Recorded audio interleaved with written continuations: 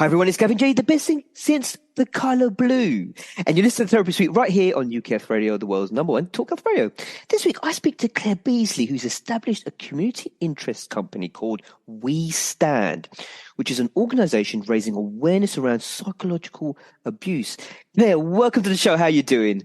Hi there, I'm really good, thank you, Gavin. How are you? It's been a long week already. It really has, yeah. Just my listeners, today's a Tuesday that I'm recording, so, you know. Yeah, it feels like Friday already. And you've got a new job as well, isn't it? So you've got like loads going on. I have so much going on. I have too much going on, if I'm honest. Oh. Well, look, Claire, tell us a bit about yourself and your background and how you got to where you are today. I think that'd be great for the listeners to listen to. Sure.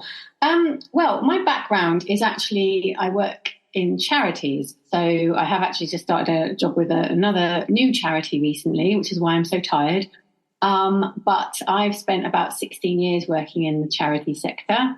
And so I decided at the tail end of last year that this new venture I was setting up with my partners, which I'll tell you about a little bit more in a second, I thought, you know what, I'm actually going to set this up as a charitable thing rather than setting up as some kind of business or partnering with another charity, partly because it's just way easier to get funding and stuff like that. But also, I just felt like it was the better way to go.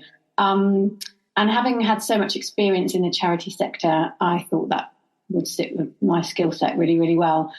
My background is I have on the side of my desk been doing lots of little projects, working with women, mostly to support their sort of mental health growth. So I've been teaching yoga classes, I've done coaching, I've helped women write their books, I've written a book myself. I'm kind of a feaster of different activities and projects that interest me, and then I go off and start doing things. I'm trying to make a difference in the world. So that's kind of really where I've come from. That's brilliant. You do loads. I do too much, really. I'm trying to not to fit as much stuff in, but that's not really happening at the moment. So, you know, it keeps me out of trouble anyway. So, have you written a book yet or going to? I have, yes. So I released my book last year, actually. It was almost a year ago to the day. So that was actually what kicked off this entire project in the first place, because the book is about psychological control in actually it's in a familial relationship, but it also bleeds into romantic relationships as well. And I wrote the book because I had seen a friend of mine, this is quite a long story, I'd seen a friend of mine who was an amazing ballet dancer starring in a ballet called Nora. The ballet was based upon the play written by Henrik Ibsen called A Doll's House. And in that play, the woman leaves her family because her husband is abusing her. Now, that play was written in 1879, a very, very long time ago. And obviously back then, the idea of a woman leaving her family seeking a divorce was so taboo, he actually had to change the ending of the play for it to be allowed to be shown in Germany. Because in his original play, she doesn't come back, and they insisted that she had to see the error of her ways and return back to the family, because it's such a taboo thing for women to leave their families. And now, however many hundreds of years later, we are still in that situation where women are frowned upon for leaving the family home.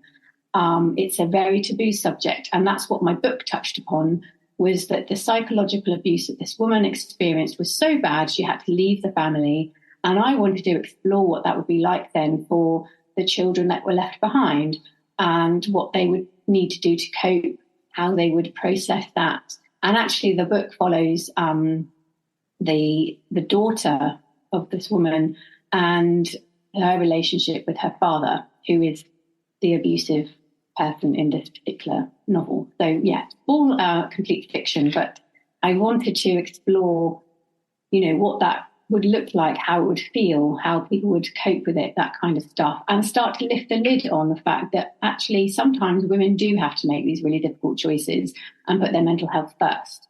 100%, absolutely. Yeah. Can't agree with that more. I think anybody, you know, ladies, gentlemen, etc. Doesn't matter, you know, anyone, children, doesn't matter. you need to put yourself first, make sure your mental well-being is okay before you can even help other people or be supportive, isn't it? This is it, absolutely. And if you're struggling yourself and you don't know how to cope with a situation, either I'm now working for a disability charity, and this is something that we explore a lot, is the mental health of the people that we support. As a parent myself, if I'm not mentally fit to be able to support my children, then I need to take some time in order to get myself mentally fit again. It's the same for anybody. If you're feeling like you can't support yourself and you're not able to cope with things going on around you, then you're not going to be able to support those around you either. So you do have to put yourself first sometimes. 100%, 100%. Talk to us a bit about why you set up We Stand. Okay, so after I released my book last year, I was working with my PR agency, and they were like, right, so you need to go and start establishing some collaborations.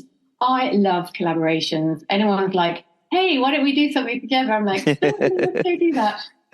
So I was mooching about on the internet, as you do, and I was on Instagram, and I came across this, I don't even remember how, but I came across this theatre company who'd made a film about postnatal depression. And I was like, wow, that is so incredibly powerful. It's also one of the themes that was in my book. And I was like, this could be amazing. We could set up an amazing collaboration here by turning perhaps my book or parts of my book into a play or into a film. So I contacted them and I said, hey, fancy doing a project together? And they were like, yeah, okay.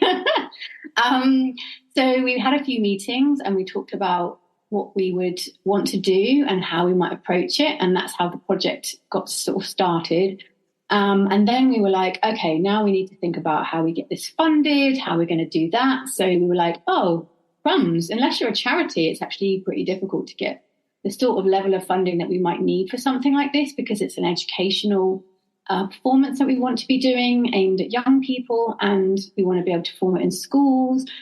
We need a far reach for this kind of thing. It isn't like we're going to do like something in one school in my local town. This is like nationwide that we have aims for. So in order to have the gravitas and apply for the funding that we needed to set up our own organisation. So we decided that we would. And me, I'm always busy. I'm like, I've got lots of charity background. How hard can it be? So,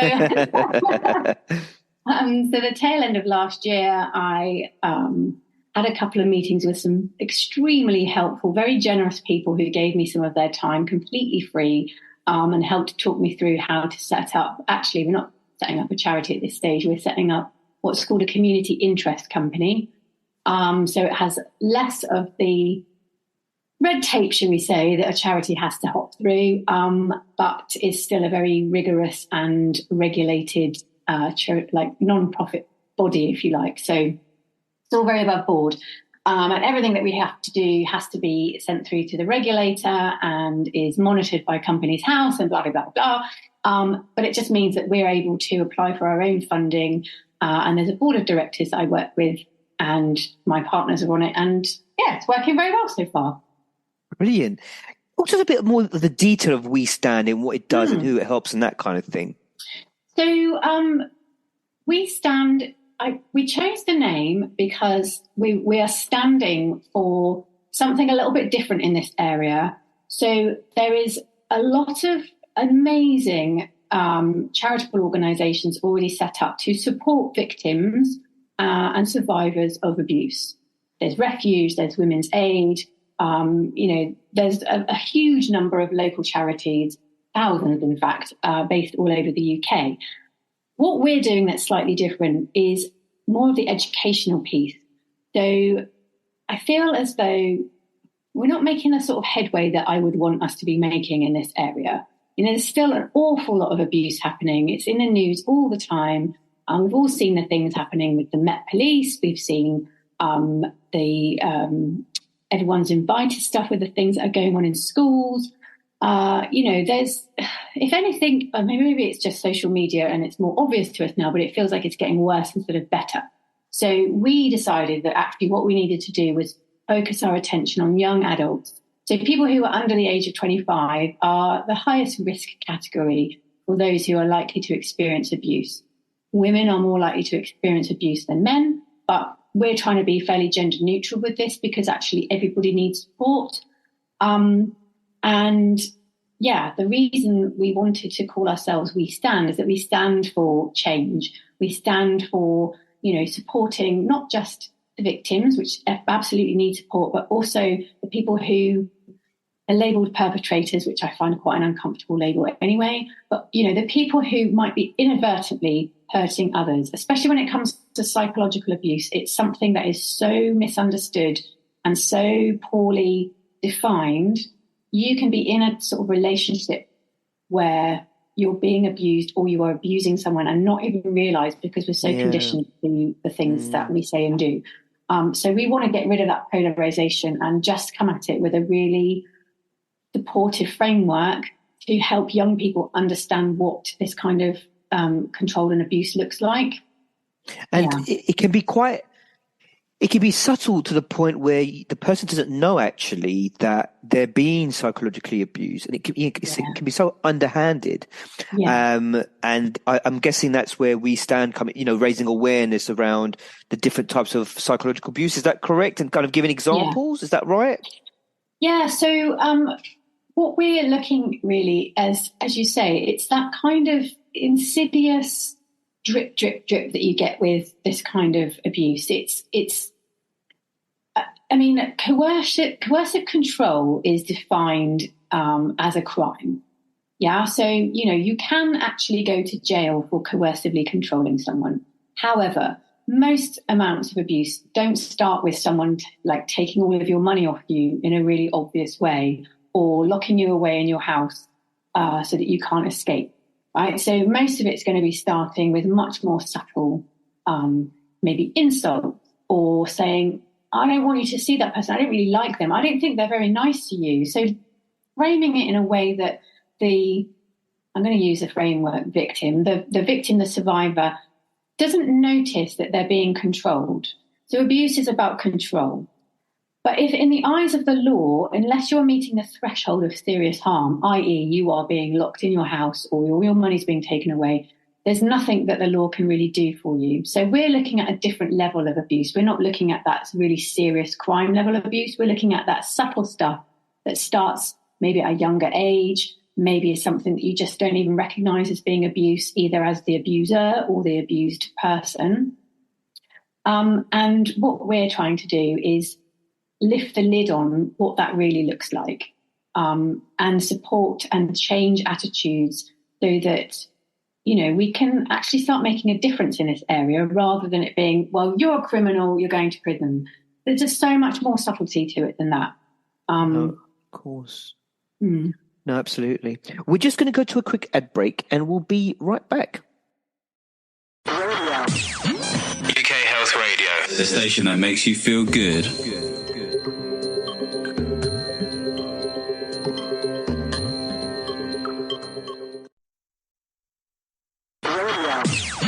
UK Health Radio, the station that makes you feel good.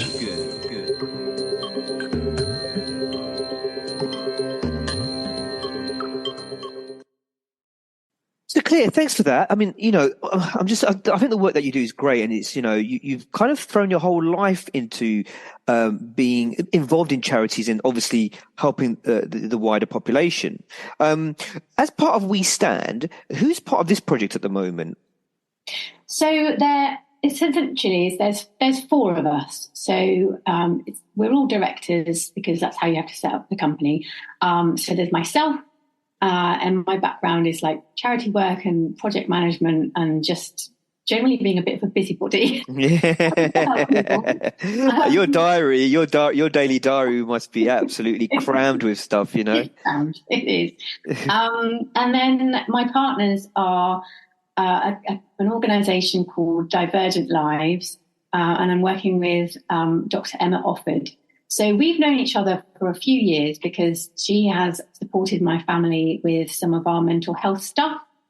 She's worked with me and some members of my family, and she has helped us with my diagnosis of being neurodivergent and helping to understand myself a little bit better. And she is just this incredible woman who is so caring and supportive, and has had vast amounts of experience in the psychological trauma and recovery space.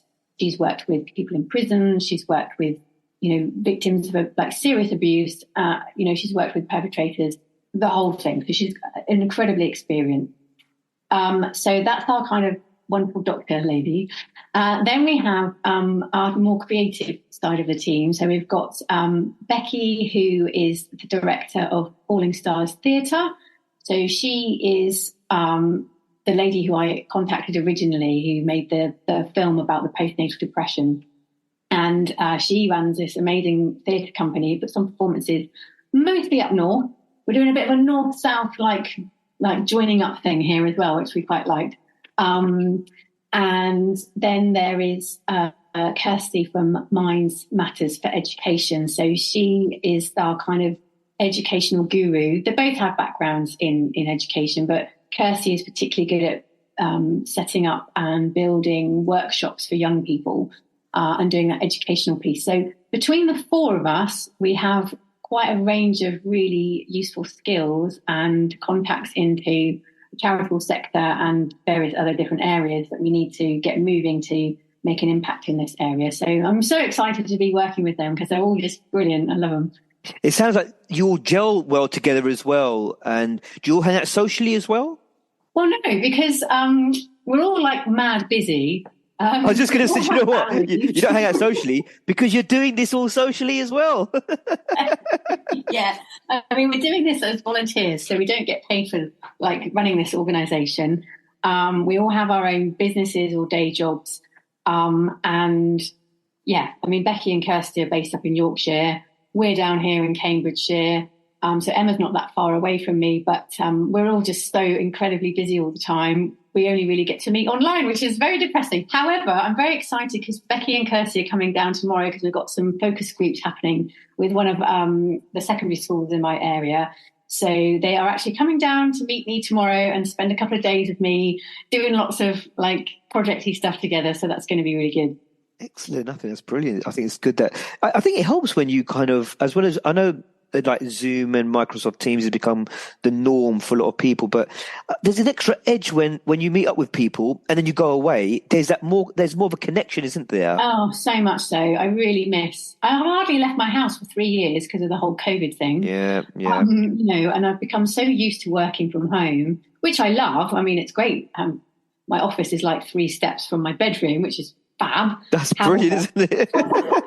It has meant that I just don't leave my house very often. So it's quite good to actually meet up with people face to face for a change and spend some like real time with people in real person. It's like, wow, what a treat.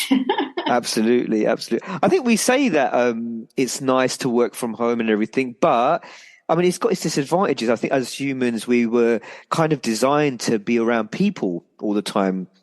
So while it's convenient, and I think it's convenient for families as well. If you've got children and the hubby and all the rest of it, it's just a bit more convenient. That's all. Do you know what I mean? Yeah, it's definitely got its pros and it's got its cons. I think it's one of those double-edged swords. Mm-hmm. Why do you focus mostly on younger adults? Well, as I said earlier, they're one of the higher risk groups. From abuse in their relationships, but also, we're still like forming our opinions, our brains are still developing right up until the age of like 25, 26, which explains why I have to say in my early 20s, I had a lot more rage than I do now in my early 40s. So you definitely felt the switch when everything was coming online better. But it's really because we want to support that group particularly, to have more healthy relationships themselves, but also as they're growing older and then they have their own children and, they can advocate for this kind of different way of looking at things. There's a huge amount of appetite in that age group to be activists, to change the world, to kind of do things a little bit differently. So I think it's tapping into that energy that younger people have, plus also supporting their own vulnerabilities as well. schools nowadays are expected to do almost all the heavy lifting in terms of social care. And, I really do take my hats off to secondary schools and the amount of strain that they're under to not only deliver a huge curriculum, but also to, provide pastoral care, emotional support, in some cases, school uniforms, food, everything that you could possibly need, which actually, we're kind of missing in our social care these days. And some of these kids really need a lot of support. And the teachers, aren't necessarily equipped or have the time or capacity to think of all of the things that they need to cover in their HSE classes. So what we're trying to do is offer something that will be free to them. So this is partly why the funding is so important, because I don't want the schools to have to pay for us going in and doing a performance with them to help educate the children. This should be free to the end user. So that's really important for us. But also, schools are under a lot of stress and strain, and they want to do this work, but I feel like they need a bit of support to do it as well as they could do, So that's why we're aiming at that age group. 100%. And I can totally understand that, because it's that age where, you've got the young in school, they're getting into relationships and all the rest of it. And, and I think it's about capturing that age group at a young age to make them kind of understand about healthy relationships. What does a good relationship look like? What does a bad relationship look like? So they can go on and, because I think that's where in the past, it kind of fell down. I'm not blaming schools or educational departments. Nothing, it's just that I think there's more awareness for it, especially now around domestic violence and, the consequences of being in a bad relationship, a toxic relationship. And it's about being able to identify when you're in one, or, because when you're in one, it's difficult, isn't it? Because you're in it and there's all the emotions and stuff, and it's all going on, and, and it takes someone independent outside almost to say, look, you know what, this is, is everything all right? I've seen documentaries where parents they feel uncomfortable, but they have to bring up the subject sometimes because they identify that, I'm not sure, this doesn't sound like a good relationship. Do you know what I mean? Obviously not with the kids. I'm talking about older people in their 20s and 30s and that kind of thing. And vice versa. People that are in it, if they do identify they're in a bad relationship, sometimes they feel, they don't feel, I don't know, they feel it's difficult to go and approach people outside independently, and even parents and friends. I've spoken to people that I've worked in domestic violence services before, and some people feel comfortable about it, but not everybody does, and they keep it very, very quiet and very underhanded. And it's not their fault. They feel they don't know. I think they feel scared. Is one of the reasons. They feel uncomfortable, and they're not sure how people will react to what they might be saying to them if about what's been happening. It sounds, when you watch something about it or you hear about it, it's like, oh, well, why doesn't the person just do this? But it's so much more. It's just there's so much more depth to it, isn't it? Yeah, absolutely. I think there's a lot of shame. For all parties involved, even if you are someone who is abusing somebody else, the idea of the label of abuser just carries so much shame with it. The label of being a victim or survivor also carries so much shame with it. You feel as though you should have recognised the things that were happening and that you should be able to do something about it. But the problem is in this country at the moment is we're in a cost of living crisis. Rents are astronomically high. Yes, 100%. It's almost impossible to live as a single person by yourself, let alone a single person with children. Salaries are not increasing at the same level as the costs are. Every single thing is just, ramping up cost-wise at the moment. So the idea of saying to somebody, well, why don't you just leave? Actually, that's almost impossible. Yeah. And then you have the other sort of flip side. Disabled people are up to 4 times more likely to be in an abusive relationship than able-bodied people.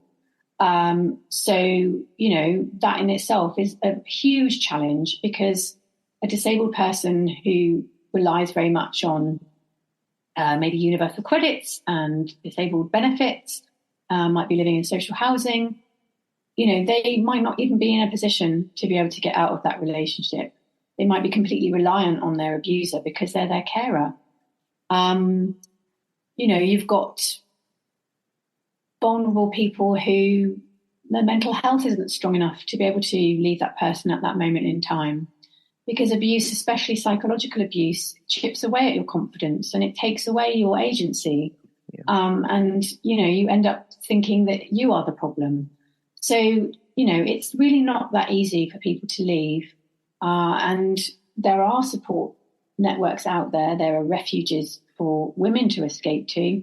If you are a man being abused, there is very little support for you. So, it's really challenging.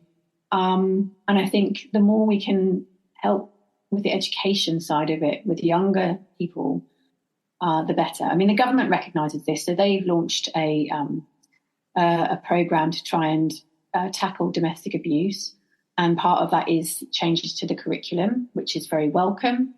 But you look through the curriculum and it's still fairly vague, and the onus is still pretty much on teachers to then decide what they want to bring into that. So really, the purpose of We Stand is to try and alleviate some of that pressure on some of those other groups and increase the education, so that, I feel like we should be making more progress really with stopping abuse. No, of course. It's a very complex area. Yeah. And I think it's brilliant that about what yourselves are doing, to help and contribute. We're just going to another quick ad break, and we'll be right back. UK Health Radio, the station that makes you feel good.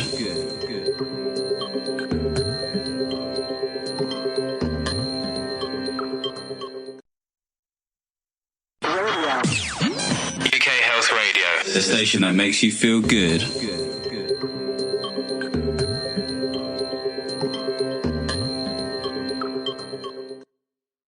So, Claire, basically, is there any case examples you can give of how the organisation have helped, or on a wider level, or any kind of examples you can give at all? Well, I mean, we're still really in early days at the moment. So, whereas like organisations like Refuge are helping victims themselves, our aim is really to educate, and it's for that younger group particularly that we want to work with. So this next 12 months is all about testing and doing research and making sure that, the way that we think that we want to do this work is actually the way it should be done. So we're going to be holding a series of focus groups with sixth formers initially. We're looking at working with some university students, college students, and, young people in the working environment, so that we can really get their input as to what they know, what they don't know, what they think a healthy relationship looks like, what are their assumptions that they're making, what is the conditioning that they've experienced, so that we can really understand how we want to put this performance together. So essentially what we will be doing, because we've got these amazing group of people who, Becky and Kirsty day in, day out do these interactive performances. So what they do is they put a play on. There'll be like the first half will be a performance where, you can actually see in action in front of your eyes the sorts of behaviours that people display when they're like doing these kind of coercive controlling behaviours. And then the second half of the play is an interactive discussion with those actors, still in character, so the audience can really start to drill down into, well, why are you doing that? What does this mean? What does this mean? And the idea of it is so that people can start to recognise their own behaviours. People can start to think about, well, am I doing this, or have I witnessed this, or has this happened to me? And having the psychological support side of it as well means that we can then provide them with somewhere to go to get extra help. We can then provide with more education services. So this next 12 months is all about getting all that groundwork in place so that we can start doing the performances, start really helping to shift people's attitudes and understanding of what coercive control and psychological abuse is. And then we'll be starting to build upon that foundation with, more education materials and building into the curriculum directly, I would say, at that point. So And we've got to start somewhere. yeah, no, and it's brilliant. I mean, there's loads. It sounds like there's loads going on, and it sounds like also like We Stand will probably evolve. I've got this funny feeling because it might, when things start off a certain way, but then it takes on, there's more of a bigger kind of aim, objective. And I think for the moment, and what you're doing is huge anyway. I mean, that's it's fantastic objective to aim for, but it almost sounds like that will be the beginning part. And then in 12 months time, there's going to be like another aim and objective, another tier level to hit as well. Would I be right about that? Yeah. We definitely, I mean, there's always a sort of balance to be had, especially when this isn't your full-time job. To try and, drive some stuff forwards without trying to go too big too quickly. So the testing and the research phase is really, really important, just to make sure that we are going to be pitching this in the right way and formulating what it is that we need to be doing. But, in the future, we want this to be a nationwide sort of performance that we can be putting on, which means it's got to be more than like one troupe of players. We would like to also make a film so that there's a film version of it which can get out to the audience. Brilliant. Yeah. And then, as I say, the sort of curriculum-based support and building the right sorts of materials. I think we need to probably partner up with some other charities to do that as well, which we are really happy to do. So, there is so much we can be doing with this. It's really, really exciting. I think we're limited by just our own sort of vision and time. 100%, yeah. I actually do want to ask you, how do you juggle like your full-time work and then doing this, and you've got the kids as well? You're a superwoman, I mean, this is like, don't know how you do it all, No. I have to get up early and, you just end up juggling stuff really.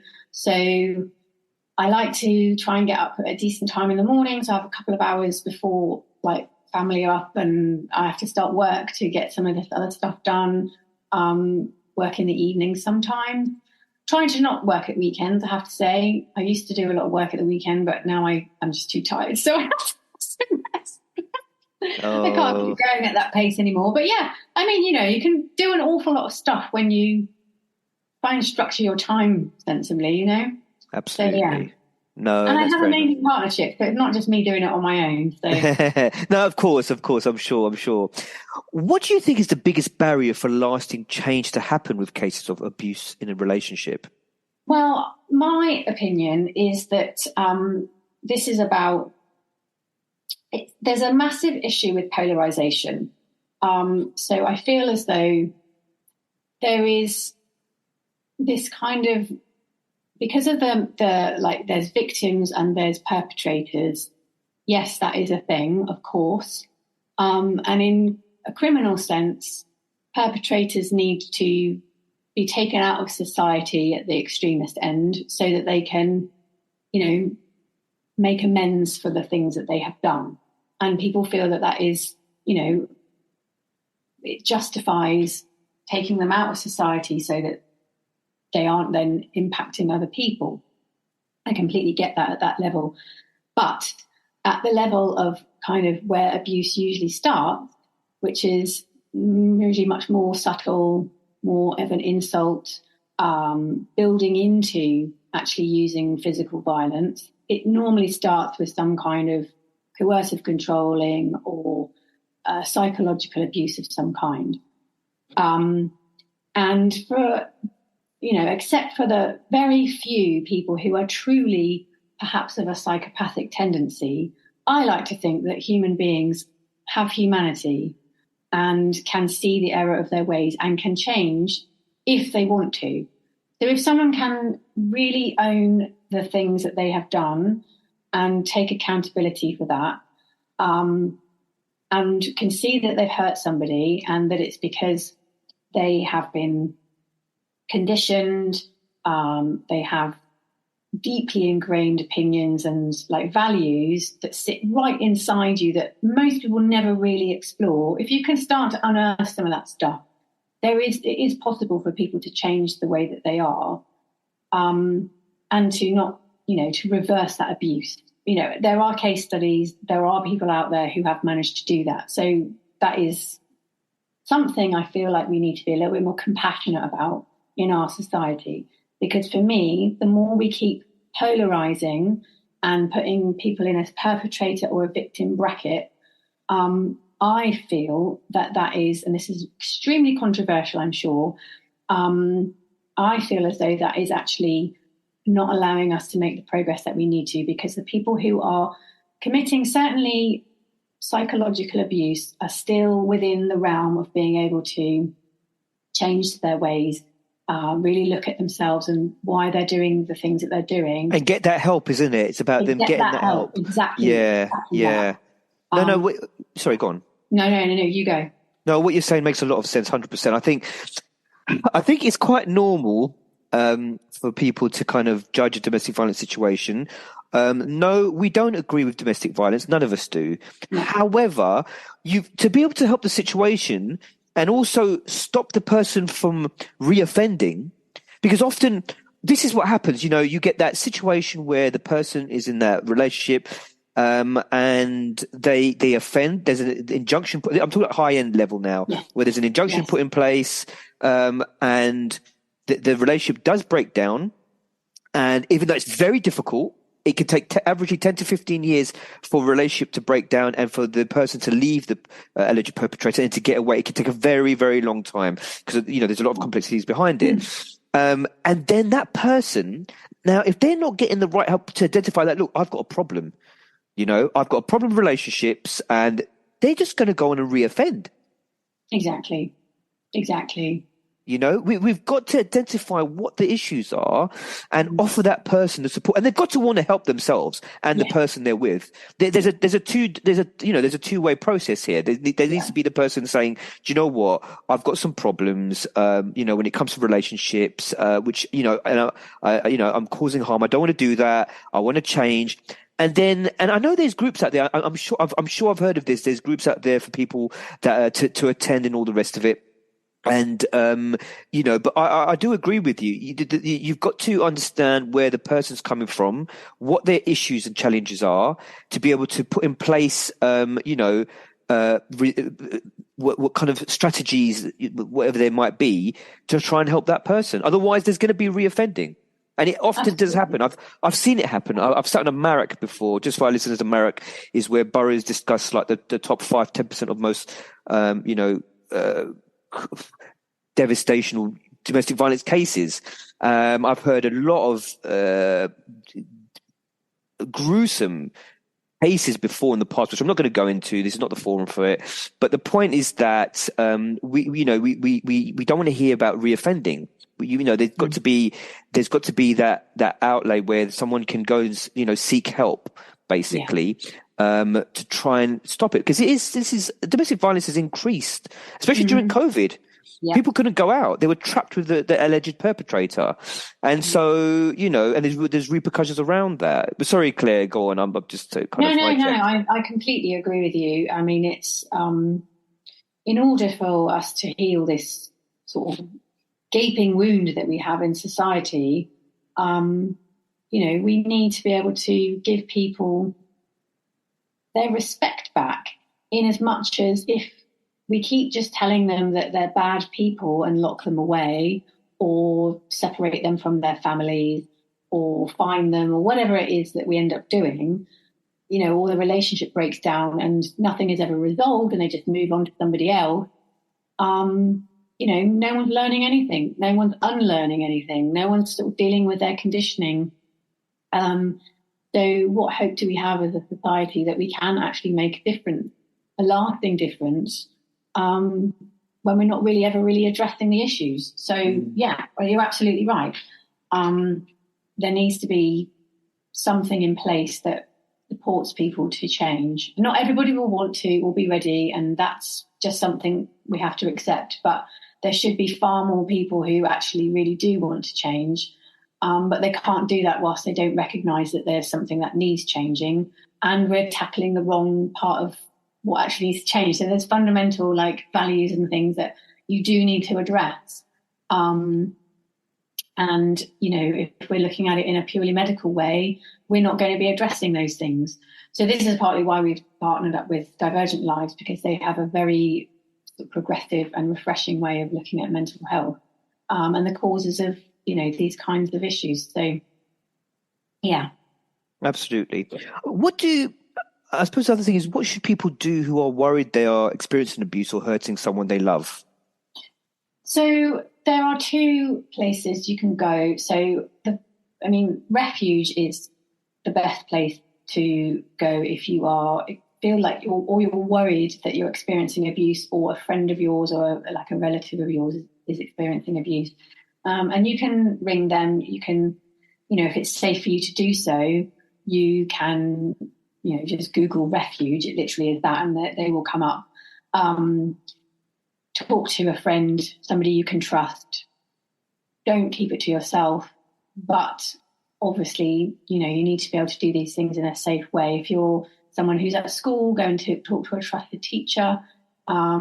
If you can open up at work, a lot of workplaces now have employee assistance programs, which are completely confidential. So that could be a good place to start.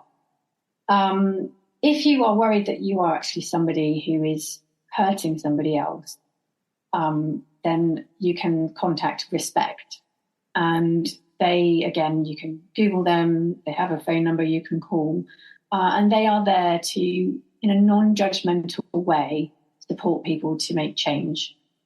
So, if you are really worried about behaviours that you are doing or seeing or feeling or whatever, then you can get help either as a victim or as somebody who might be hurting somebody else.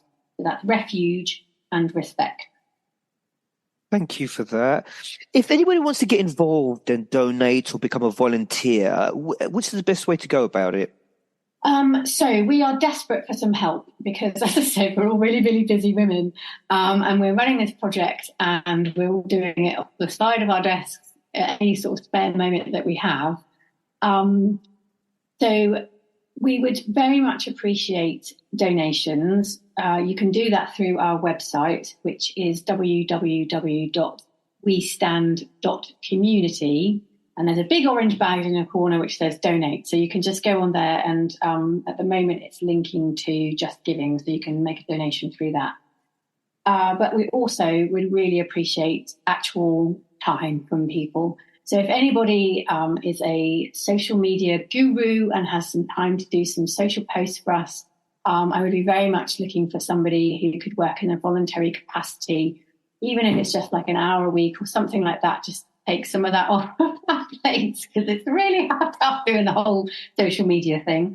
Anything to do with branding and PR, if somebody wants to kind of muscle in and help us with any of that side of things, that's always really welcome. Anyone who has any fundraising specialties. And then the other thing that we really want to do is to actually talk to survivors, whether you're male or female or identify in any other way, whatever your background is. We would definitely welcome getting your stories or becoming part of our research or in a focus group.